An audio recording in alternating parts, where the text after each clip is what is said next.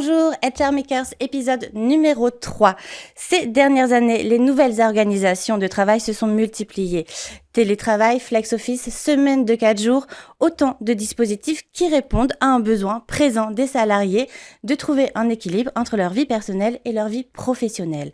Toutefois, si nous ne travaillons plus comme avant, si nous ne travaillons plus au sein du même espace et parfois même sur les mêmes tranches horaires, comment est-ce que l'on continue à collaborer ensemble ? En bref, l'entreprise est-elle encore le lieu du vivre ensemble ? C'est la question que je pose aujourd'hui à mes deux invités.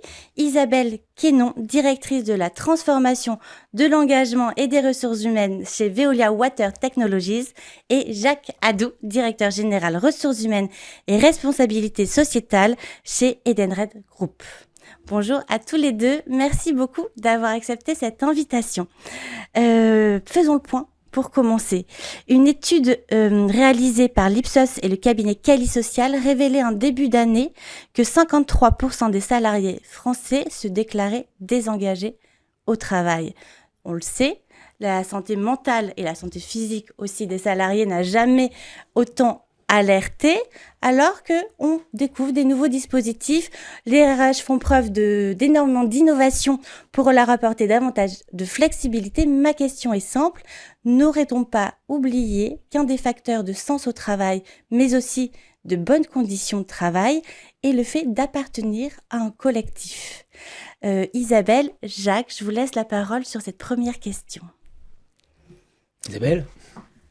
Écoutez, il y a beaucoup de questions dans votre question. Oui. Moi, il me semble que le sujet de la quête de sens, le sujet du sens au travail, est un sujet assez holistique finalement, dans lequel on va pouvoir trouver une multitude de facteurs d'engagement pour les salariés. C'est bien ça la question que vous avez posée en introduction. Tout à fait, oui. Et que finalement, quand on est des RH, on essaye d'adresser l'ensemble de ces facteurs, non pas de façon séparée, silotée, mais de l'adresser de façon un petit peu générale. Alors, si on reprend les différents items, je pense que le premier point, peut-être le plus important, c'est le sens de l'activité de l'entreprise. Alors, on entend très souvent, moi, c'est quelque chose qui m'amuse, parce que j'ai parfois des collègues qui me disent « Oh, bah, pour les jeunes, avoir une activité qui fait sens, c'est très important. » Alors, je réponds en général assez ironiquement que probablement pour les vieux également. Certainement. Voilà, le sens de ce que fait l'entreprise. Et on le voit bien d'ailleurs, on a eu de multiples exemples récents de désaffection pour un certain nombre d'activités de la part de jeunes diplômés, par exemple, de remise en cause assez forte, parfois assez sonore, parfois assez radicale aussi. On pourrait, je pense, pas mal interroger ces remises en cause par rapport à l'activité même de l'entreprise. Donc, il me semble que le premier, vraiment ce qui est fondateur dans l'engagement que les salariés vont avoir vis-à-vis de l'entreprise, c'est la façon dont la direction de l'entreprise, la RH, etc., vont être capables de projeter l'utilité de l'activité de l'entreprise pour notre monde, pour la planète, pour la communauté, etc. Je peux donner en 2 mots l'exemple de Veolia. Nous, c'est quelque chose qu'on a considéré comme très important depuis pas mal de temps. On a été parmi les premiers à se doter d'une raison d'être. Alors maintenant, la raison d'être, c'est très à la mode. Oui. Mais qu'est-ce qu'on met derrière ? Il faut que ce soit très concret, en fait. Il faut que ce soit mesurable. Et donc, la raison d'être, c'est en fait ce qu'on va produire comme valeur pour l'ensemble des parties prenantes de l'entreprise. Et pas seulement pour les actionnaires. Qu'est-ce qu'on produit de valeur pour la planète, par exemple? Comment est-ce qu'on adresse nos sujets de CSR? Je pense que Jacques va en parler plus dans le détail. Comment est-ce qu'on crée de la valeur pour nos clients? Comment on crée de la valeur pour les communautés dans lesquelles on agit? Et puis enfin, évidemment, comment on crée de la valeur pour nos employés? Donc, cette notion de partie prenante, cette notion d'arriver à avoir, pardon pour l'anglicisme, une guidance, c'est-à-dire un cadre dans lequel l'entreprise prend des engagements et la façon dont elle est capable de mesurer ces engagements, parce qu'encore une fois, pour moi, tout ça n'est pas du tout une affaire de concept et uniquement une affaire de mesure, je pense que c'est complètement clé pour l'engagement, c'est le numéro 1. C'est le numéro 1. Pour vous aussi, Jacques ? Je crois que par rapport à votre question, ce qu'il faut arriver à distinguer, c'est le sens du travail et l'environnement de travail, qui sont pour moi deux choses tout à fait différentes. Au sein d'Edenred, nous avons beaucoup de chance puisque l'ensemble des produits que nous développons améliorent la vie, le quotidien et le bien-être des salariés. Voilà. Donc, nous sommes, je veux dire, il n'est pas difficile de convaincre les collaborateurs de nous rejoindre, en tout cas pas trop, puisqu'ils voient bien qu'ils arrivent dans un environnement positif où effectivement nous cherchons à améliorer le quotidien des travailleurs et ce dans plus de 46 pays dans le monde. Nonobstant, voilà, il faut quand même, donc le sens est là. Il faut le sens est là. Au quotidien voilà. aussi. Tout à fait. Et donc, il faut qu'ils le vivent au quotidien. Mais, je dirais, il n'y a pas, quand vous parliez de la raison d'être, nous en avons aussi développé une il y a quelques années. Mais je crois que voilà, les collaborateurs, les salariés d'Edenred savent, sentent et vivent au quotidien l'engagement de l'entreprise. Après, à côté de ça, il y a l'environnement de travail qui va permettre de vivre cet engagement. Et c'est là où l'évolution a été forte ces dernières années. Parce que même si on a matérialisé la raison d'être il y a quelque temps, ça fait des années que nous vivons ça. Bien sûr, voilà. oui. Comme cela fait des années que Veolia aussi améliore le quotidien de millions de personnes dans le monde à travers ses activités.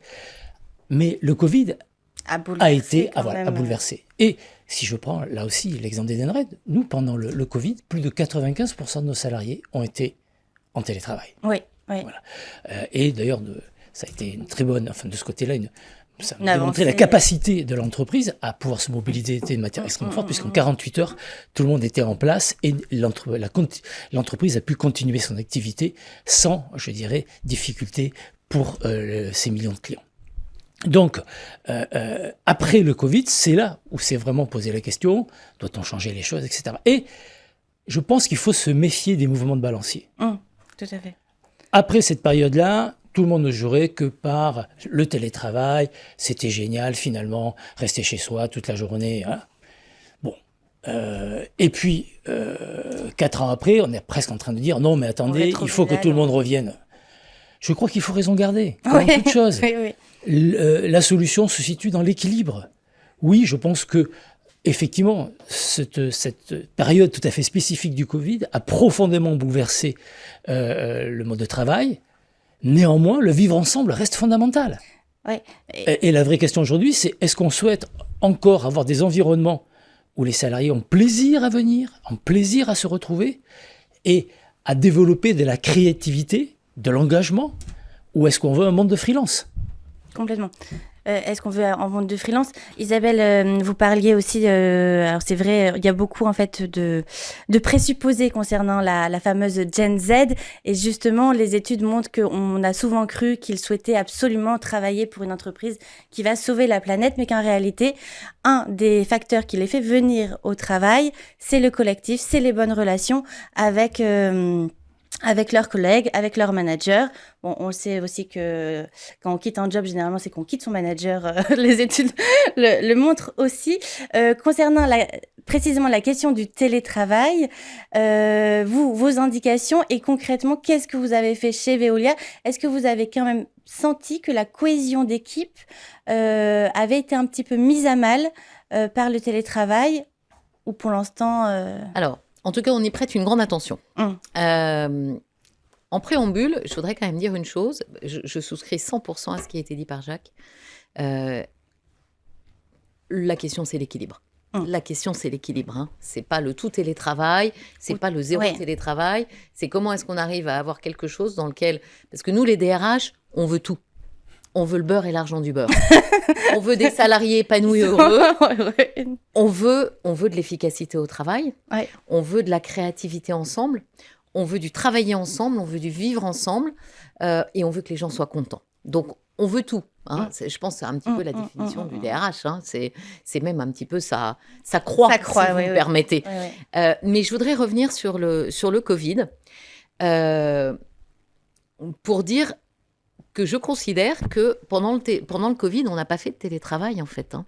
C'était pas du télétravail. C'était un transfert forcé du bureau à la maison. C'est pas exactement la même chose, quand même. Hein. Souvenons-nous que pendant le Covid, et bien sûr qu'il faut saluer la flexibilité qu'ont eu toutes les entreprises, j'ai envie de dire, du jour au lendemain, on s'est retrouvés à pouvoir continuer à travailler, à maintenir l'activité de nos entreprises, à les sauver pour la plupart. Ça, c'est un exploit. Mais pour les salariés, c'était le transfert forcé du bureau à la maison. Et vous m'interrogez sur la Gen Z. Dans la Gen Z, qu'est-ce qu'on a eu? On a eu des jeunes collaborateurs qui se sont retrouvés dans 15 mètres carrés du matin au soir à faire de la visio toute la journée.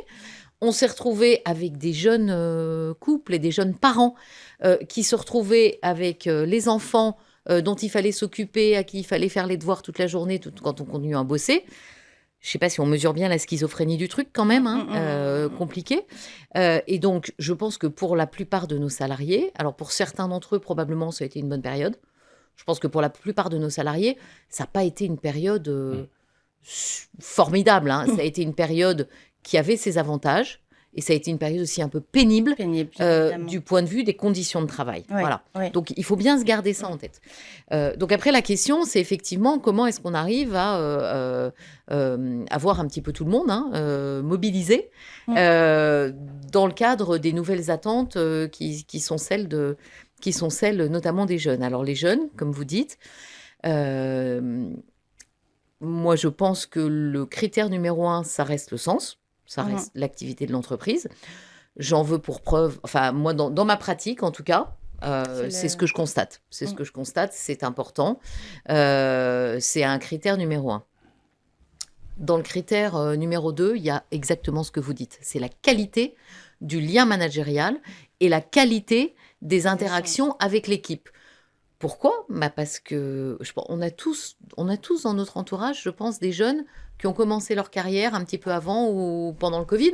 Oui, c'est aussi. Et qui vous disent qu'ils ont vécu l'enfer. Pourquoi ? Au-delà de leurs 15 mètres carrés, là, au-delà de ça, ces jeunes, ils savent très bien, il y a eu des études là-dessus, il y a eu une étude de l'université Léonard de Vinci là-dessus, qui montrait l'appétence des jeunes pour venir au boulot. Certainement pas 5 jours par semaine. Mais pour venir une partie de la semaine. Pourquoi ? Parce que tout simplement, ils savent très bien qu'une grosse partie, et surtout en début de carrière, des informations qu'ils vont capter, ce sont des informations informelles. Ils savent très bien que ce qu'ils vont capter à la machine à café le matin, ce qu'ils vont capter dans une conversation informelle avec leur boss, avec leurs collègues, etc., ça va avoir un impact très fort sur leur capacité à intégrer les codes et les objectifs de l'entreprise. Et donc, ça va avoir un intérêt, bien sûr, sur leur efficacité, mais aussi sur leur engagement. Bien sûr. Donc, je pense que c'est un point vraiment essentiel. Moi, les gens qui me disent, maintenant, les jeunes, ils veulent faire tous du full télétravail, moi, c'est pas ce que j'observe. C'est pas du tout ce que j'observe. Et même au contraire, récemment, j'ai eu une conversation avec un jeune de mon entourage qui venait de trouver du boulot. Il sortait d'une excellente école, donc il avait une multitude d'offres. Et je lui ai demandé, mais dis-moi, c'était quoi tes critères Et les critères, pardon, je vais vous les restituer, ça va pas être très élégant dans la forme. Il m'a dit, petit 1, que l'entreprise fasse un métier qui me parle, qui ait une utilité sociale, sociétale, environnementale. Petit 2, que mon patron soit pas trop un abruti, pardon pour les mots. Petit 3, qu'on me permette de faire un certain nombre de journées au bureau. Au bureau. Et j'ai été quand même très étonnée de ce retour, mais je pense que c'est un petit peu général. Alors maintenant, évidemment, chaque personne, et peut-être qu'on y reviendra sur la façon dont on est capable d'individualiser le télétravail, parce que c'est une affaire très individuelle. On a tous constaté que tous autant qu'on est, on n'aborde pas le télétravail exactement de la même manière, parce que ça dépend de notre façon de travailler, de notre historique, de notre personnalité, etc. Mais quand même, je pense que chez les jeunes, l'appétence, elle n'est pas au full télétravail, elle est à la flexibilité. Et c'est quand même pas la même chose. C'est pas la même chose, oui. Pour vous, Jacques, est-ce que c'est le même constat que vous avez ? Les vertus de la machine à café sont-elles préservées Oui, non, je pense, je rejoins Isabelle, je pense qu'il faut démystifier. On a l'impression à entendre ou à lire certaines choses que l'ensemble de cette nouvelle génération ne souhaite qu'une seule chose, c'est travailler chez elle. C'est faux. Edenred est une société jeune, nous avons 37 ans de moyenne d'âge. Ah oui. Et donc je peux vous dire, moi je suis à l'IQ, notre siège social, tous les jours. Donc je vis entouré de gens extrêmement jeunes et ils sont là. Ils sont là, pourquoi ? D'abord parce qu'effectivement, il y a cette soif d'apprendre. Et je pense que quand on est sur un lieu de travail, qu'on est en contact permanent, en interaction permanente avec son équipe, avec son management, eh bien, la courbe d'apprentissage est beaucoup plus rapide. Premier point. Deuxième point, il y a du plaisir à être ensemble.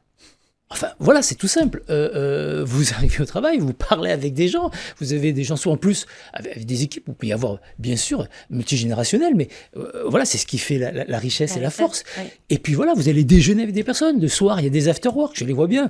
Ils partent, ils vont boire un verre, même des fois, j'ai l'impression que ça se prolonge un peu plus tard dans la nuit. Certains matins, en tout cas, j'en ai conscience. Et tant mieux. Et tant mieux. C'est ça, il faut retrouver le plaisir, non pas juste de travailler, mais d'aller au travail. D'aller au travail. Ouais. Et pour ça, ça passe bien évidemment par un environnement, des bureaux agréables, un espace de travail où les gens peuvent se côtoyer en ayant quand même un espace qui leur est propre. Et puis, ça passe aussi, on a eu raison d'insister, sur le management. On a aussi envie, je dirais, d'adhérer à une politique managériale. C'est pour ça, par exemple, au sein d'Edenred, nous investissons énormément sur la formation managériale, à la fois pour permettre à tous ces managers, dont souvent sont jeunes aussi, donc qui prennent leur première fonction de manager au sein d'Edenred, donc pour les aider dans cette prise de position, parce qu'effectivement, l'animation d'une équipe est clé dans le plaisir d'être au travail. Donc, insister sur le management, insister sur l'environnement de travail, et puis sur le reste, qu'on appelle les bénéfices, et qui sont notre métier. Complètement. Alors, en effet, la place du manager est absolument cruciale, indispensable, et on sait d'ailleurs que beaucoup moins de personnes souhaitent devenir manager. Il y a des témoignages j'ai été promue et je me suis retrouvée manager, et finalement, je ne veux plus jamais revivre cette expérience. Et c'est vrai que peut-être qu'également ce qui change au niveau du management, on en parlait tout à l'heure Isabelle, c'est qu'on sent le besoin d'individualiser les conditions de travail par rapport aux salariés. Alors, ça donne des très belles choses. On parle beaucoup des salariés aidants, des salariés, des jeunes parents. Voilà, il y a énormément de travail qui sont faits autour de cette notion que chacun a une vie personnelle aussi qui peut déborder de temps en temps. Comment est-ce que l'entreprise s'adapte à elle, mais est-ce qu'on ne voit pas un risque de trop individualiser les relations entre le manager et les équipes, entre le DRH, les salariés, et perdre justement cette notion de collectif? Pour moi, il n'y a pas de risque parce que je pense qu'il y a une intégration par les managers très forte de ce qui est l'objectif global de l'entreprise et ce que le collectif doit produire. Et ensuite, je pense que l'évolution sociétale qu'on connaît nécessite cette individualisation. Moi, je vais assez loin là-dessus. Il me semble que le télétravail même est une affaire assez individuelle. Et je suis consciente que je ne suis pas, en disant ça, complètement alignée avec nos pratiques actuelles, parce que nos pratiques actuelles, et c'est tout à fait normal, elles consistent à discuter avec les représentants du personnel et à trouver des accords qui sont des accords globaux. Qui nous donnent quand même une certaine ligne, un certain nombre de règles, qui donnent aussi de la visibilité pour les salariés. Et donc, c'est très important. Mais au-delà de ça, on se rend bien compte, parce que tous dans nos équipes, on a des gens qui abordent le télétravail de façon très différente. On a celui qui adore ça et qui fait que du transactionnel. Et pour lui, on voit bien que si on le laissait en télétravail 5 jours par semaine, en le faisant venir une fois tous les 15 jours au bureau, finalement, ça fonctionnerait pas mal. Ouais. Et puis, on a celle qui a horreur de ça. Pourquoi ? Parce qu'elle se retrouve à la maison, elle a peut-être ses vieux parents, ou bref, elle n'a pas envie d'être chez elle. Et puis, elle aime le contact, donc elle aime venir au travail. Voilà. Je pourrais vous en donner 1000 des exemples comme ça, mais ça nous montre bien que finalement, et c'est ce que je disais un peu tout à l'heure, l'approche qu'on a individuellement du télétravail, elle dépend de qui nous sommes, fondamentalement, de la personne que nous sommes, pas seulement de la façon dont on travaille. Est-ce qu'on aime les interactions ? Est-ce qu'on les aime pas trop ? Est-ce qu'on est plutôt introverti, plutôt extraverti ? Chacun, tous autant que nous sommes, on a nos personnalités, et du coup, on devrait pouvoir, je pense qu'on devrait laisser la possibilité et en réalité, c'est bien souvent ça qui se passe dans les entreprises, Oui. le manager a un vrai impact sur la façon dont il peut organiser le télétravail. Il fait des arrangements, et c'est très bien comme ça, avec ses salariés.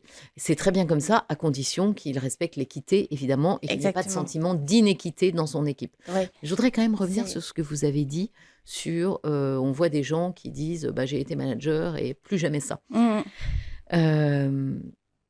Tout le monde n'est pas fait pour être manager. Oui. Tout le monde n'est pas fait pour être manager. Pour être manager, je pense qu'il y a un engagement très fort au niveau de la relation et au niveau de l'émotionnel. Cet engagement, il est nécessaire pour pouvoir appréhender la diversité des profils qu'on va trouver dans une équipe. Et il est aussi nécessaire parce qu'un manager, c'est quelqu'un d'assez résilient, qui par définition va beaucoup se tromper, va faire des erreurs, va les corriger, va revenir en arrière. Tout le monde n'est pas fait pour être manager et c'est OK. C'est pas grave. La difficulté qu'on a pu avoir dans les entreprises, les erreurs qu'on a pu faire, c'est à promouvoir des gens qui sont très, très, très, très bons techniquement dans leur domaine pour en faire des managers. Je rejoins ce que dit Jacques sur la formation managériale. Au fond, qu'est-ce qu'on fait quand on forme nos managers ? On travaille sur toutes les compétences transversales, ce qu'on appelle légalement en français les soft skills, qui vont permettre à un manager d'avoir de l'efficacité pour piloter son équipe, et de l'efficacité, on va dire à la moderne, pas de l'efficacité de je contrôle, de l'efficacité de je fais grandir, j'organise et je laisse s'épanouir. Jacques, sur les managers justement. Bon, d'abord, le sujet n'est pas nouveau. Non, le sujet n'est pas nouveau. Mais est-ce que cette notion davantage d'individualiser... Oui, alors par contre, je crois que c'est une évolution qu'on a vue au cours de ces dernières années et qui a aussi été progressif. Il faut arrêter de penser que du jour au lendemain, les choses changent. Non, je crois que, et ça revient aussi à pourquoi les gens souhaitent rejoindre une entreprise. On souhaite rejoindre une entreprise parce qu'il y a un sens à ce qu'on veut faire dans la vie. Et je crois que, moi, ce que j'ai constaté ces 15 dernières années, c'est qu'on a une évolution de « je veux faire carrière » à une évolution de « je veux être heureux ». Oui. Et cette notion de « je veux être heureux », elle peut passer par la carrière, ou pas. Voilà. Et c'est ça dont on doit aussi tenir compte. Il y a des personnes qui nous disent « ok, bon, c'est pas la peine de forcer quelqu'un à devenir manager, mais encore faut-il être capable d'analyser pourquoi. Est-ce que c'est de la crainte de ne pas être au niveau, ou est-ce que c'est tout simplement non, je ne me sens pas les qualités ?»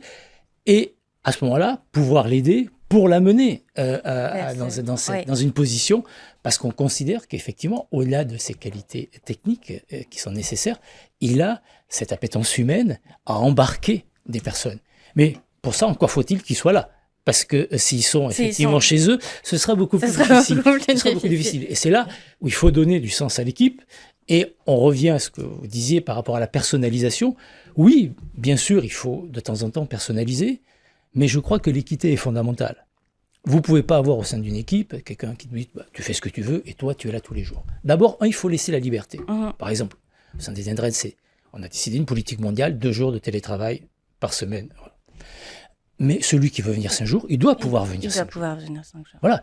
Quand vous commencez à empêcher les gens de venir, là, je crois que c'est un problème, parce que vous êtes dans la contrainte, vous n'êtes plus dans l'adhésion.